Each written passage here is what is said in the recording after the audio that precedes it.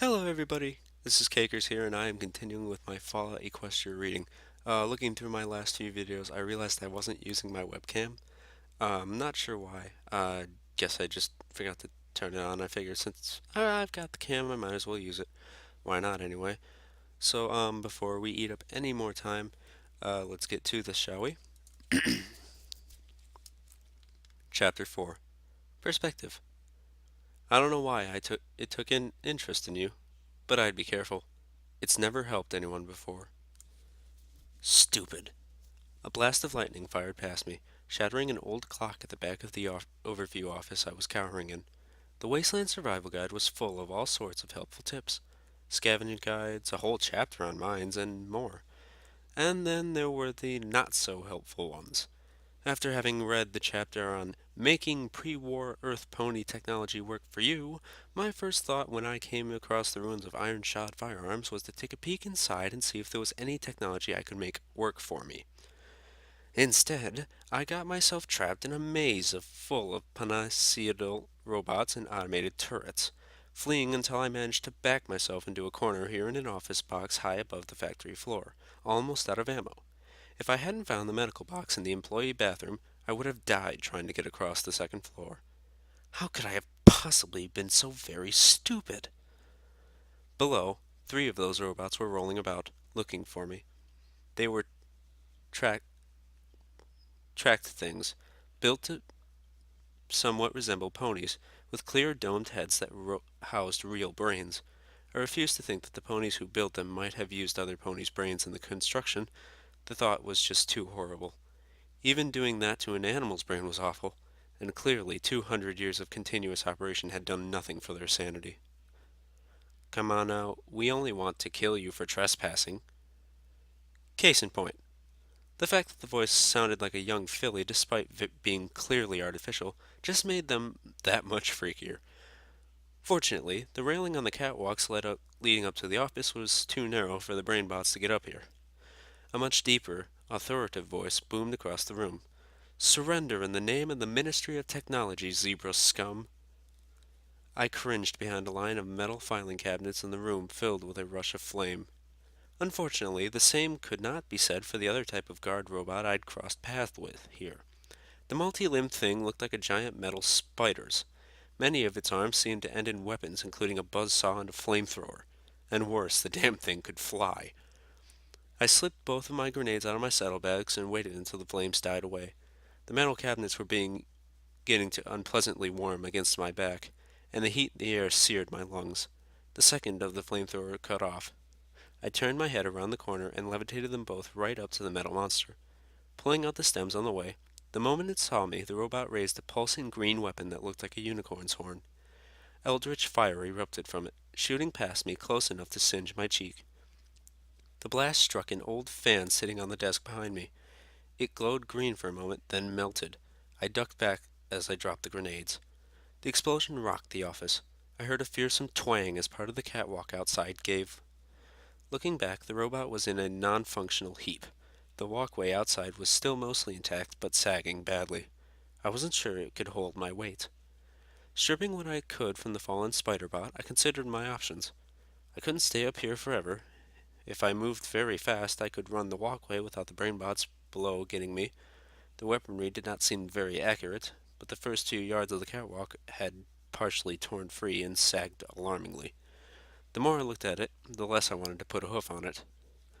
I never tried levitating myself before. In theory, it should work, but I'd never seen a pony do it. Focusing, I tried. I could feel the glow from my horn stretch out to envelop my entire body. Brighter it glowed as I tried to lift myself. I was shining like a dozen lanterns when I felt my body lift, just slightly from the ground. I was sweating. This was as far as I could go, but I was doing it.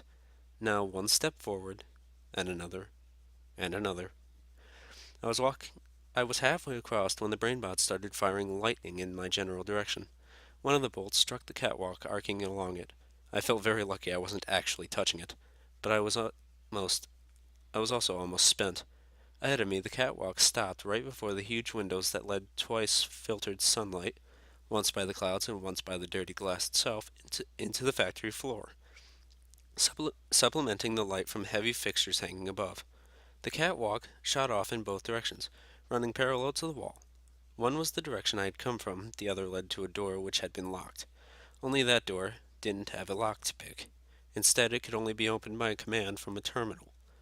Another shot of lightning missed cleanly, shooting through one of the shattered windows of the observation office and frying the terminal I had just used, not 5 minutes ago, to unlock said door. It was a lot of metal catwalk, and the damn bots beneath me shot lightning. I grunted with the effort that kept me aloft, feeling my vision darken at the edges. I had to stop, or I'd pass out, and that would be the end of me. Releasing the magic, I dropped onto the catwalk. It wavered, but held. I let go of a breath I didn't realize I was holding, and started to gallop. Don't run. We want to be your friend. More blasts. I tensed, expecting to feel paralyzing electricity rip up my body, staring at my hooves. Instead, I heard a crash, a loud pop, and a twang from somewhere above. Looking up as I ran, I saw one of the bolts that had hit the hanging lamp above, causing its soft buzzing light to explode, and that freakishly was the last straw. It snapped loose from the badly aged, cracked ceiling above and swung down, crashing into the catwalk behind me. The whole walkway shook, and the section behind me tore away with a rending scream of abused metal. Oh, fuck me with Celestia's forehooves. I'll admit, my repertoire of colorful description had grown more profane from my experience with the raiders, but as I galloped down the walkways, my heart tearing at heart-tearing speed, trying to keep ahead of the sections of catwalk began to fall down onto the factory floor with a thunderous, lethal game of dominoes. I felt the sentiment entirely appropriate. I was almost to the door when the metal walkway dropped out from under me. I threw myself forward, carried only on momentum, and caught the final section with only my forelegs. I hung there, my hind hooves dangling several stories over an ancient rifle assembly line that had been crushed by the falling catwalk. I struggled, trying to inch myself up. I used my magic to try and tug on my saddlebags and drag myself forward. My heart was pounding. I fought to keep visions of falling from dominoes in my imagination. Tried not to think of my back breaking as I landed on the conveyor belt below. At least the damn brain bots weren't shooting me anymore, having scurried for cover.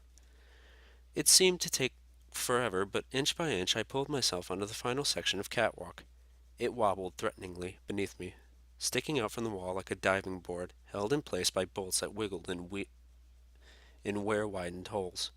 Cautiously, I got my hooves under me and stepped lightly towards the door. A blast of lightning hit the catwalk, shooting up my leg and sending me into painful convulsions. I collapsed, shaking on the walkway, my mane and tail hairs standing on end. The walkway responded with a metallic cry and tilted several inches, threatening to dump me into the gulf below. I struggled shakily to my feet. Another blast shot up from almost directly beneath me, missing the walkway by less than a foot and striking the ceiling above. Bits of singed plaster rained down. I gave the door a push and was vastly relieved when it swung open. When the catwalk gave further, I lurched, wrapping my forelegs around the doorframe to keep from sliding down the now quite steep metal platform. A third electrical blast ripped through the air, striking another strip of industrial lighting, whose light also exploded, making it swing perilously. Grunting, I pulled myself into the room. I turned and sat in the doorway, looking down at the brainbot rolling in circles below, trying to figure out how to get me. Then, with a strong kick of my forehooves, I knocked the last of the catwalk loose. It fell, scraping down the wall until it smashed through the robot's brain case, pulping the organ inside and continuing down, ripping the machine roughly in half. I must admit that I found the crunch immensely satisfying.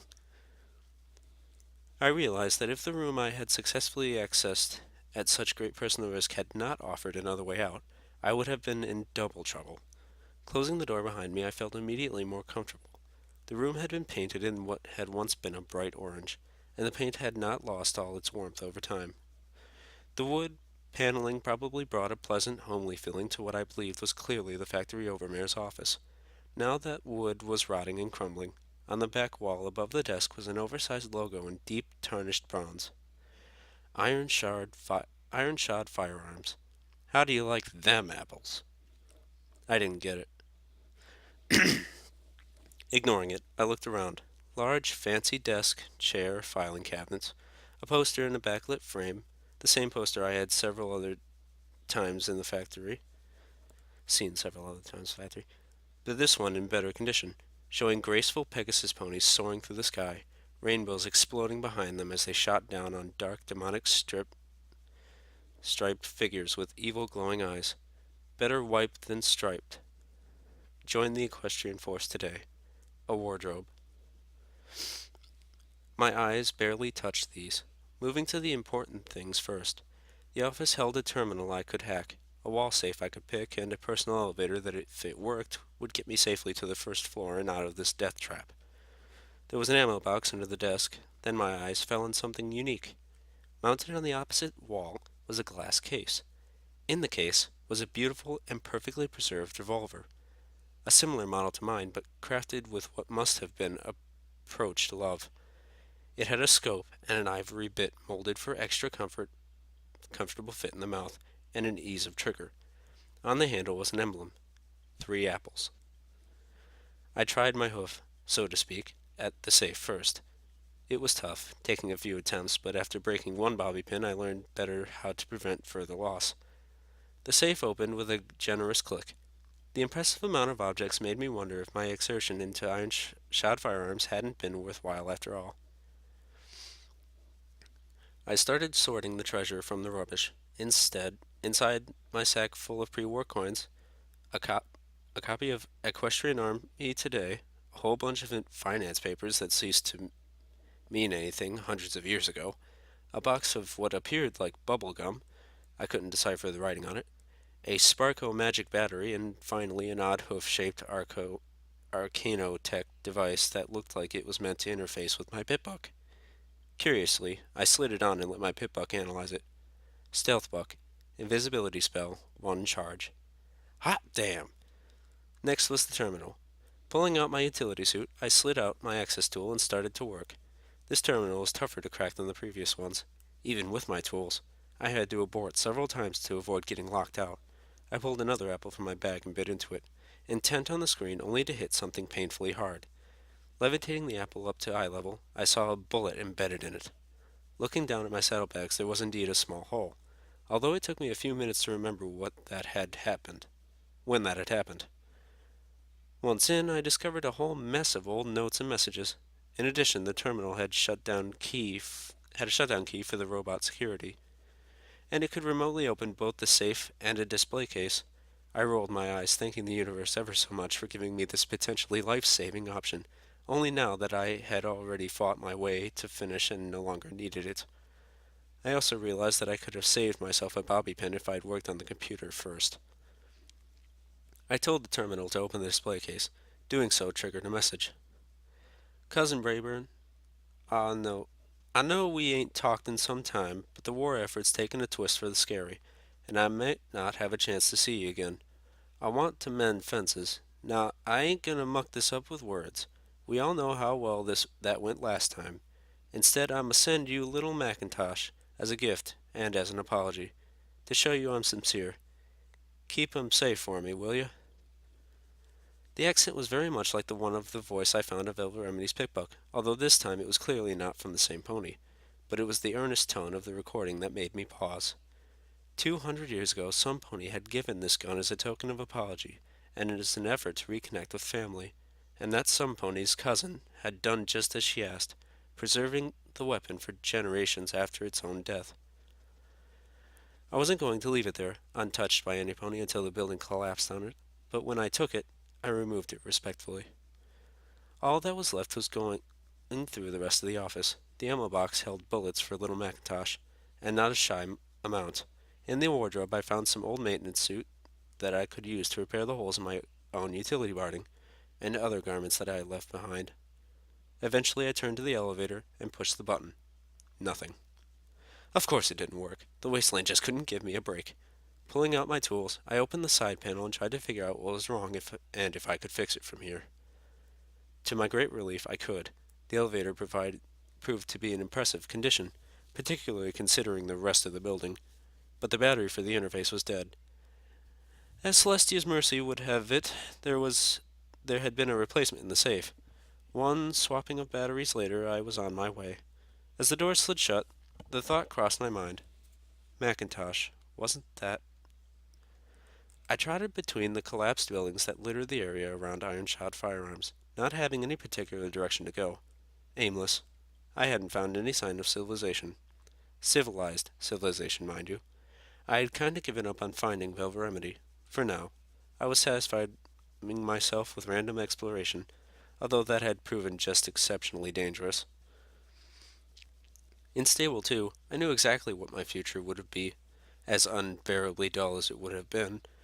Out here, in the huge open outside, I was struggling with just the opposite.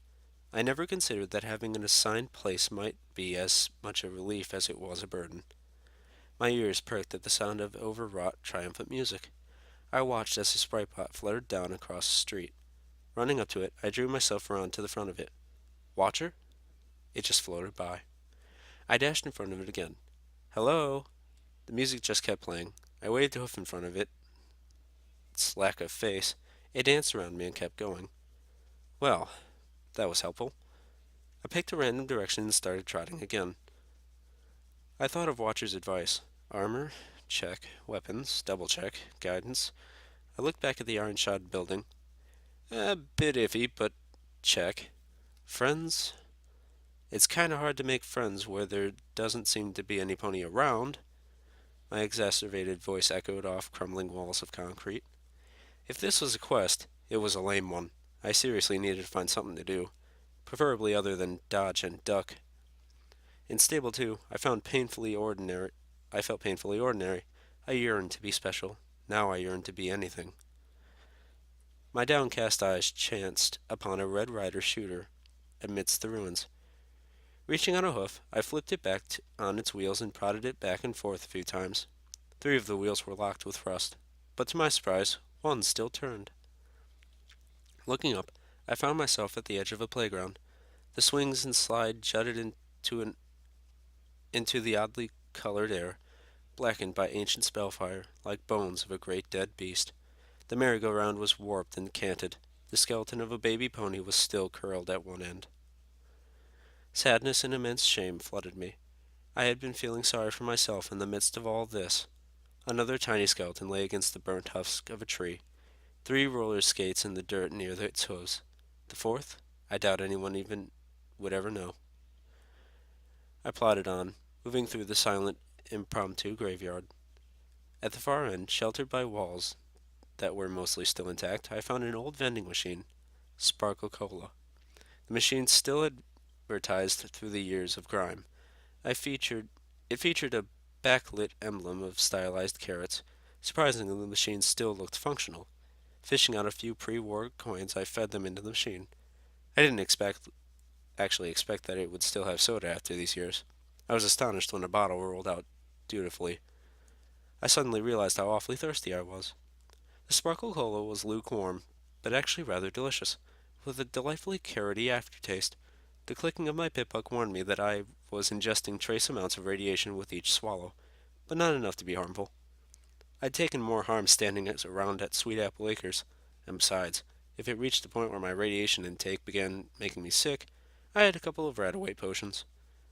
The only supplies from the iron-shod medical box that I hadn't needed to use just to survive the building.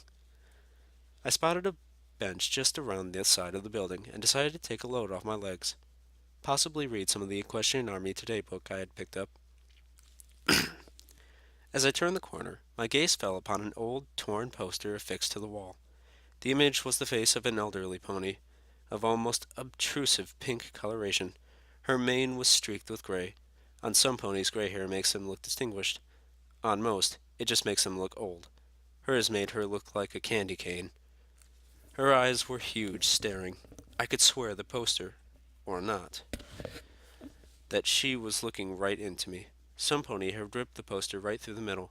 I had no idea what her expression was supposed to be, but I couldn't help but feel like I was doing something wrong. Bold words above and below the image, now deeply faded, announced, "Pinkie Pie is watching you forever." There were additional words, very tiny, beneath, so small and faded that I had to lean close and strain to read them. A happy reminder from the Ministry of Morale. I stepped back, tilting my head as I looked at the poster again. What's the Ministry of Morale? Watching's voice erupted from over my shoulder, making me jump high enough my horn whacked the ceiling. Another well-meaning idea that was so much better on scroll. I gasped, willing my heart to beat regularly again, and felt a fleeting empathy with sawed off. The sprite bot was hovering right next to me. Celestia, those things were silent when they weren't playing music. Are you trying to give me a heart attack? Oh, sorry. I gave the flying orb a glare. I forgot about the bench and started walking, trying to enjoy the rest of my sparkle cola. The sprite bot followed. I see you've got some armor. The mechanical voice seemed hesitant. I didn't ask why. Watcher either didn't care enough to explain or thought better of it. Maybe the fact that I was walking through the equestrian wasteland in an outfit coated inside and out with drying blood gave it pause. I could probably go up to any stable pony and go, I'm an evil bad nightmare pony, ah! And even despite my size, they would take one look and flee. I sipped my cola and wished desperately for some place decent to bathe. Problem was, any water clean and radiation-free enough to take a bath in would be too precious to pollute. One of my canteens was empty and the second nearly so. Maybe the reason you're having trouble finding your place is that you haven't discovered your virtue yet. Watcher offered out of thin air. I stopped. What? How do you know? Oh, never mind. Then, what do you mean, my virtue? Well, the flying ball began, the greatest heroes of Equestria, ponies with lifelong bonds of unbreakable friendship and strength, were each known for exemplifying one of the great virtues of pony kind. Kindness, honesty, laughter. Laughter is a virtue? I asked dubiously. Roll with me on this. The Spitebot continued without breaking stride. Generosity, loyalty, and magic. They really didn't know themselves, or each other, until one pony came to realize that her friends represented these virtues, and together they grew to live by them. Now, I'm not saying those are the only virtues. They are just a... Now the bot paused as if searching for the words. Particularly important set. I'm just saying that perhaps if you learn to recognize the dominant virtue in your own heart, you'll find yourself. And you won't need anyone or anything else to tell you your place in the watcher's voice cut out with an abrupt pop and music once again poured from the bot. Brilliant. I watched as the sprite bot slowly sailed away. Well, if that wasn't a load of pony pies, I didn't know what was. Finishing my soda, I tossed the empty bottle amidst a pile of others. Empty bottles littered the equestrian wasteland like weeds. A new thought was occurring to me about Watcher. The Wasteland Survival Guide had been written after the megaspells rained down, long after, considering its sound advice on scavenging, so that book wouldn't have been in Ponyville Library as part of the original pre-war library. It found its way in there later, from the lack of being burned, defaced or covered in blood. I was guessing recently, which made me wonder, did Watcher know about those poor ponies the raiders held captive? And if so, is that why I was talked into going there? Was I manipulated into walking into that horror because Watcher hoped I would free them? I couldn't be sure, and considering that Watcher saved me, I should give the benefit of the doubt. But I couldn't help the niggling sense. I'm so sorry about that. That came out really wrong. I deeply apologize. But I couldn't help the niggling sense that Watcher had played me, and I don't like to be tricked. My ears perked as the music stopped again, replaced by a voice. But this wasn't Watcher's voice. This was somebody else. This voice wasn't metallic. It was the voice of a smooth male pony with a greasy charisma. Friends, ponies, rejoice. Although the world about you is bleak, scarred, and poisoned by the war of honorless, thoughtless, inferior ponies of the past, we do not have to live in the shadow of their greed and wickedness. Together we can raise Equestria back to its former beauty. Together we can build a new kingdom where all live together in perfect unity. It's already happening, my good ponies. Already the foundation for a new and wonderful age is being built. Yes, it's hard work, but don't we owe it to ourselves and to the future generations of ponies to be better? No, to be the best we can possibly be. I'm telling you now, as your friend, as your leader, that we can. We must, and we will. What in a fever dream was that? The music had resumed, not popping back into the middle of a song like Watcher seized control of a sprite bot, but at the beginning of a new song, like this was how the bot was supposed to work. Wait, ponies have a leader now? That was serious news to me. As far as I could see, we didn't even have a country. Hell, I'd settle for a town. Even just a few shacks built within vague proximity of each other, so long as they had ponies living in peace, or as close to peace as wasteland allowed. If we had a leader, we had to have at least one town, right? Trotting faster now, I found a ruin with enough intact stairs to get me up to what was left of a second floor. I brought out the binoculars and looked around. Sure enough, in the distance, I saw smoke. Enough plumes close enough together to suggest some sort of settlement. I prayed to Celestia that the smoke was coming from cooking fires, not raiders burning it to the ground. There was a path leading out towards the settlement that would keep me from losing my way, and there was movement on the path. My horn glowed as I focused the binoculars, bringing a small group of ponies into view. Two of them were pulling a heavily laden wagon. A young pony rode on its back, apparently talking with two others who were guiding equally burdened two-headed beasts. The group was heading towards me, away from the theoretical town, but they didn't look like they were fleeing, and none of them were wounded, all of which I took for a good sign. A very good sign indeed. I looked up into the thick, broiling clouds, up to where the disk of the sun made a brighter spot in the cloud ceiling, and sent a prayer of thanks to Celestia. The path wasn't a road exactly. Rather, it was a long, arcing swath cutting through the equestrian wasteland. Two parallel metal lines reinforced with badly aged cross planks of wood. Half an hour back, it had crossed over a gully on a rickety bridge. After my fun with the catwalks, I chose to brave the gully rather than put my hopes on something else that was surely holding off its inevitable collapse until it could take me with it. It turned out to be a good decision, despite the wounds. The gully had been home to a bunch of large, bloated pig things with extremely nasty front teeth. One of them got a hold of my left hind leg, biting clean through my armor and cutting a deep gash. Little Macintosh is neither quiet nor subtle. A single shot from that sweet little gun tore the head clean off the pig thing attacking me, and it fires quickly enough that I was able to slay the three others before my targeting spell ran out. Beneath the bridge was some pony's camp. It had a long abandoned field to it, but there was scattered supplies including a few cases of shotgun ammo, a single can of food amidst a litter of tin cans, magical fruit, the label boasted, but it turned out to be just beans, and a locked medical box. I picked the lock easily, finding a healing potion which I swiftly drank, breathing a sigh of relief as the nasty gash mended gently, the pain ebbing away. There were magical bandages, nowhere near as powerful as a potion, but good for flesh wounds, and a box of mints? Mentols. Refresh your mind and your breath. I had been surprised to see a smiling zebra on the front of the box, the first depiction of a zebra I'd seen that didn't look like a storybook villain. Now I figured I was over halfway to the settlement, behind two-thirds. Maybe two-thirds. I tried to keep myself imagining what I would find. A whole city of civilized and happy ponies, maybe. I didn't want to set myself up for a letdown. Even a few shacks, I told myself. I picked up the pace of my trot. I heard a gunshot, shot in the same instant that I felt a bullet tear clean through my right hind leg, and another clang off the metal casing of the sniper rifle strapped to my back. I screamed in agony, collapsing to a skidding halt on the rocky ground, clutching at my hind leg. I was bleeding profusely through the hole torn through it. The bullet missed the bone, and I could tell that sickeningly because I could see it. I tossed my head back and screamed again.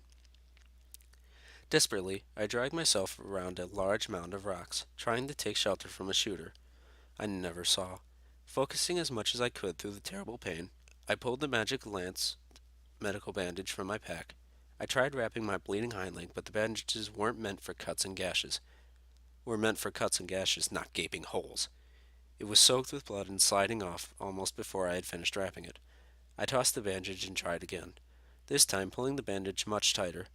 It too soaked bright red, but at least it stayed.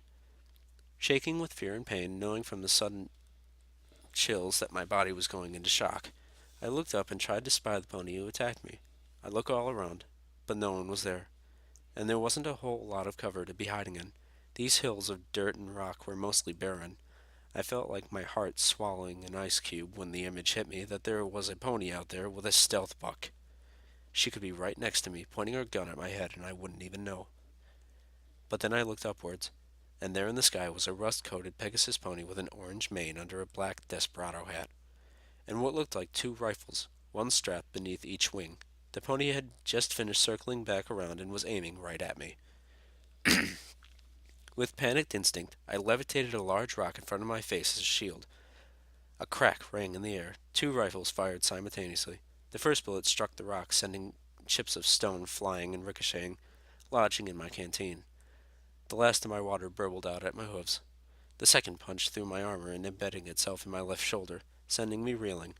Again I collapsed, the pain peaking and then beginning to bleed off, which I knew wasn't a good sign. This time, I didn't think I would be getting back up again. So, this is what it's like to die. So overrated. My eyes felt heavy. I closed them. I don't think for long, but when I opened them again, I spotted the ponies drawing their wagons, coming over the hill. Behind them would me. Behind them would. I think that's supposed to say B, but it says me. More ponies, guiding pack. Two-headed cattle things. I remember the young pony in the back of the wagon. I doubt any of them would be looking up. Forcing myself to my hooves, I began dragging myself into the open.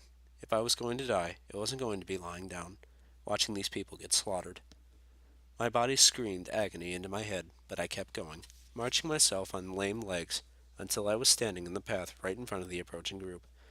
Turning, and focusing through the hammering in my head, I lifted little Macintosh into the air and pointed it at the rust-covered Pegasus who had whipped back around and was flying right at me.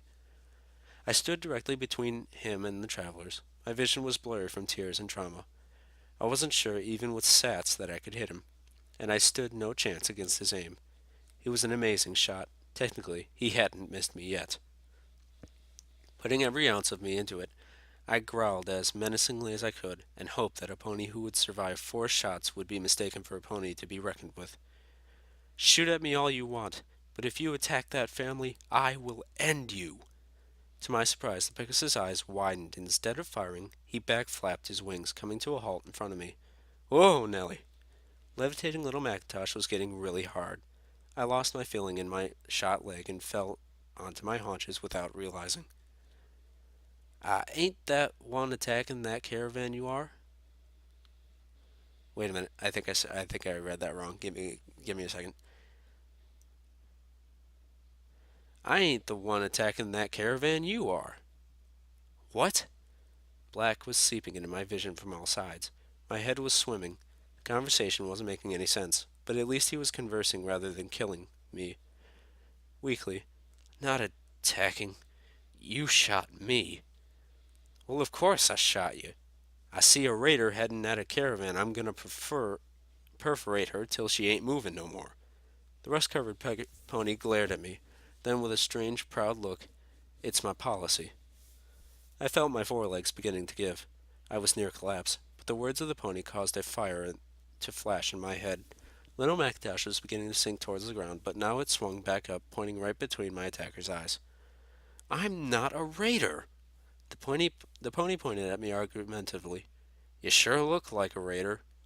Seemingly from out of nowhere, the colt was from the wagon galloped into view. I tried to raise my voice in warning, but nothing came out. The blackness, fighting to overtake my vision, finally won, and I collapsed, sinking on into what felt like a deep sleep. The last thing I heard was the colt whinnying, Calamity, what have you done? Alright, guys, that is the end of chapter 4. I hope you enjoyed it. I